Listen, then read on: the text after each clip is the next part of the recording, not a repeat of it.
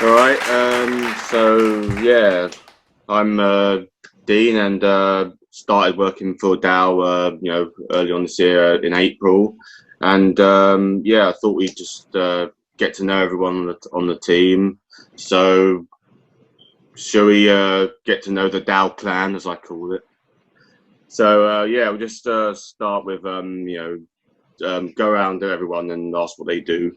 So Trish, you first. Yep. Hi, I'm Trish Wheatley. I'm the CEO of Disability Arts Online. Kathy. Hi, I'm Kathy Waller and I am the Operations Coordinator. And Joe. I'm Joe Turnbull. I'm the Assistant Editor of Disability Arts Online. Kate. Hi, I'm Kate Stevens. I think I'm a social media and listings administrator. I work on the website. And Lo. Hey everybody, I'm Lo. I am a support mentor with Dean, so I work with him as part of the digital influencer role. And last but not least, Colin. Hi, I'm Colin Hambrook and I'm the founding editor of Disability Arts Online. All right. So now I'm gonna ask a few questions, some not so serious and some just how you got to where you are now. So Colin, first question. How did you build Dow from the ground up? Well, it's been a very long and slow process. Originally, it was 2002. So, yeah, 18 years ago that I had first conversations with Arts Council about building up an online network for disabled artists, and it was really about the voice of disabled artists and providing a platform for people to share their work and to kind of form partnerships. And so it became a kind of registered not-for-profit company in 2004. And it's just been a long and in many ways enjoyable process of kind of keeping links with disabled artists and providing a place to review work and to showcase work and to share kind of excitement about disability arts practice, socially engaged practice. And this is going to be a fun one. If you were a superhero, what would you be? Well, who would you be? I kind of bit torn about that one because I guess Batman was the very first kind of superhero TV show that I was like really into as a kid. Although I kind of torn between Batman and the Joker because the kind of I quite like the tension between the two of them. So I'm somewhere between both. Well, in a way, there's this saying that goes around, as a child you understand Batman, as an adult you understand the Joker. So. Right, yeah. That's all right. That fits. Cool. All right, Kate. Hi. So yeah. So what did you do before you worked for Dow? I was in a completely unrelated field, and I used to design kitchens and bathrooms. Wow. It was horrible. Designing kitchens was fun, but customers are not nice. Yeah, I'm not really a customer. I'm not really a customer person. That's why I'm not really fond of working in retail. You know, just can't deal with people. They said I was lovely, but they weren't nice people. Yeah, it's usually the people that, you know, make it what it is. You know, that's what I've learned anyway. You know, they can either make it a nice or just make it absolutely hell. You know. I'm quite good though. Ask Trish. I'm sure she's got a lovely kitchen and a very nice bathroom going in. Well, she lives near the sea, so she's got a lot of ships, I noticed. So yeah. So yeah, this is gonna be a actual fun one. I don't know how you're gonna feel about this one, but what do you think Bon Jovi's best hairstyle was?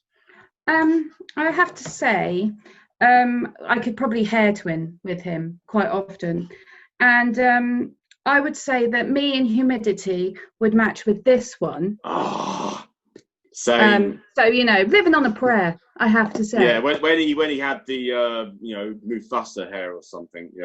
Yeah. But yeah, you get me, hair down, Humidity. We're going with that.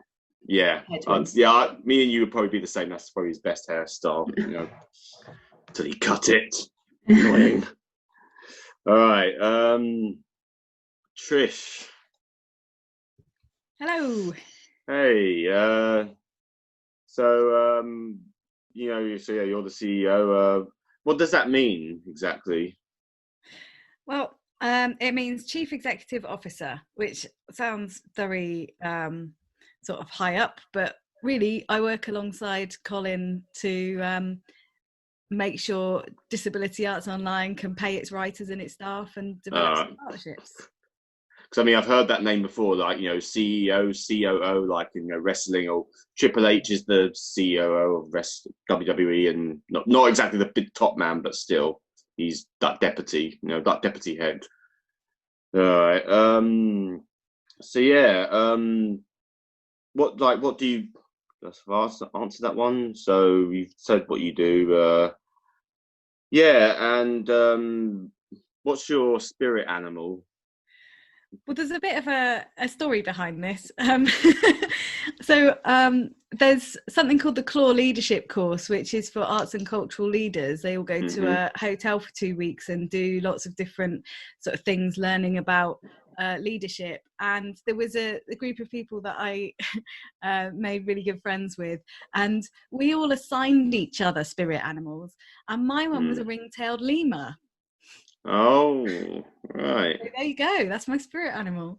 I might have to. I mean, I know what a lemur is, but I have to Google a ring-tailed lemur. It's got like a black and white stripy tail. It's really cool. Oh, right, yeah. I mean, I first heard about lemurs in you know, that like Disney's dinosaur movie. And I'm like, and Mum was like, Dean, lemurs weren't even around in the dinosaurs. I was like, wow, just must have done it for the film and all that. Still a good one. Still a good one though. You know. All right, Joe. So, yeah. How did you like get to where you are now? Well, I crawled out of my bed and I came and sat in front of the computer. Oh, you mean in my career? Yeah. Okay. Should have made that a bit more clearer. Sorry. Yeah, no, it's fine. It's fine. I went the circuitous route, so I've done loads of crap jobs, including working in kitchens and washing pots and pans for years. Youth work for a couple of years, breaking up fights and that kind of thing. Always fun. I'd like to think I've carried on the skills and experience from both of those jobs into this. But I got into arts journalism about, I can't even remember how long ago now, 9 years ago. Oh. So I worked as a freelance arts journalist for about 4 years, and also did some sub-editing, which is like a lower level of editing, like what Colin does for Dow as the editor. It's the low level stuff of that, checking for errors and proofreading and things like that, for a few independent magazines, before I joined Dow in 2015, which is nearly 5 years ago now. Scary how fast that's gone. That's when my first like paid job ended, you know. All right. So, and how do you own your own how do you do your own like creativity like in this job? Like, Yeah, I like to think that I bring my own creativity to the day-to-day interactions with staff. I like to bring a little bit of humor and good vibes. But in terms of my own creativity, I guess my creative practice is always been with the written word. So I'm really lucky that I get to write stuff for DAO, and also brief writers on what they can write for DAO. Great timing. My door's just gone, but I'm gonna leave it. I'm gonna leave the Amazon man stuck outside. Other delivery services are available. Well, the next question's going to be another fun one. So it's good. So, like, what's the weirdest thing you've had for breakfast? Okay, last night's pizza is the breakfast of champions. But if it's been a rough weekend, I am partial to a lager top, which is a pint of lager with about an inch of lemonade in the top. Just takes the edge off. So cocktail. I mean, who doesn't love? I mean, yeah, you could say it's a cocktail. Yeah. I love cocktails as well. You know, I've even made a few of my own. You know, like mixed it with wine and gin and like other fruit juice and Lucozade. And people I know, my friends were like, "Oh my god, this is actually really nice." You know, I'm like, "Oh, thank you." You know, just creativity. You know, why not? All shapes and form. It doesn't get more classy than a Carling or a Foster's with a bit of lemonade. Yeah. All right then, Laurie. Hello. So yeah, how did you get involved with DAO? Like, how did you like hear about them in the first place, even? Well, I know Kathy Waller, and I've known Kathy Waller for about 6-7 years, a long time, and so I started to hear about DAO when Kathy started working for them. And so I'd always kind of like been a bit on the edges and known a bit about what DAO did and was very like interested in it. And then when I saw this role come up, I was like, oh, this looks great. And then also, so I'm an actor and a writer, so I have my own theatre company, and my theatre company has like previously done some work in the disability arts community, but like very kind of sporadically. And I was kind of a bit dissatisfied with the way that we did that, which is also one of the other reasons that I wanted to be a bit more kind of like actively involved in like the disability arts world. And I'm very glad that I am. Yeah, I heard about this through my like theatre company as well, Accessories. You know, like I've been getting a lot of jobs through them myself, so you know, it's probably why I'm so active. Yeah. All right. The fun one. What is the piece of art or someone else's you'd wish you'd made? Oh.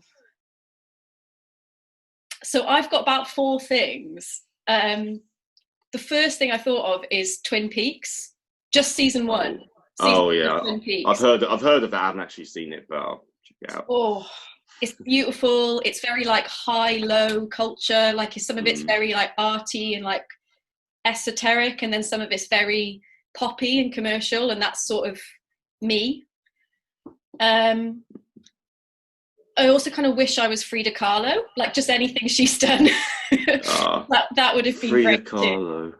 After Google Frida Kahlo, yeah. But Frida Kahlo is a disabled artist. And yeah, it's not something that's I think been a big part of like how people communicate her work, but it's a huge part of the way she kind of paints the world. We'll talk about this again. Yeah. All right. Well, we still need to circle. You were going to be the last one, but now we've got to circle back to another last person, Kathy. Because it was someone drilling. They stopped drilling now. It turns out not a drill; it's a hedge trimmer. All right, but did your fiance? Oh yeah, my fiance. Jesus, yes. Did he tell them like shut up? He told them not to do that, but he did say, when are you going to finish that? And they said, we're going to be here all day. So I've put my earphones in, so hopefully you can't hear it. Yeah. All right. Well, hang on. Let's get back to you. All right. So, how did you get involved with disability arts? So I used to be a dancer back in the day. Oh. So I did lots of, I just happened to do lots of inclusive practice stuff. And then I turned into a choreographer, which I still am now. And I did lots of bits and bobs with disabled artists. But it wasn't until I actually became disabled about 8 years ago that I started doing, learning more about disability arts movement. And I actually used to look on disability arts online for jobs that were sort of choreographic jobs that I know that would probably have some access stuff around it. And then that's how I found out about this job, which was perfect. And that was 2.5 years ago, I think. Right. Now for 2.5 years now. But yeah, that's how I sort of found out about it and sort of got involved. All right. Now the fun one. What's your most used emoji? So I've checked this and I actually have 4, but my favourite is the face palm. Oh, I use that, like probably every day. And then I also use the thumbs up all the time. Yeah. I don't know why that sort of solidifies mainly my mood. So I'm like, yeah, we'll do that later. Yeah, funny enough, the one I usually use most is like the metal horns, because I'm a metalhead and all that, like rock and alternative punk stuff and all that. I mean, as for the bass palm, like I used, me and this girl I used to sort of like seeing and all that. We used to sort of do that as like a little way of jokingly communicating and all that, saying, "Oh, we did this," like that sort of thing. But yeah, right. Oh, where are we now? So thanks for joining in, and hope it was all right, and hope I did all right on my first Q&A. And so you want to say goodbye, or it's up to you? Bye, Dee. Bye. Bye, guys. See you later. Bye. Bye. Bye. It's like a Teletubbies episode. But we're staying on, right?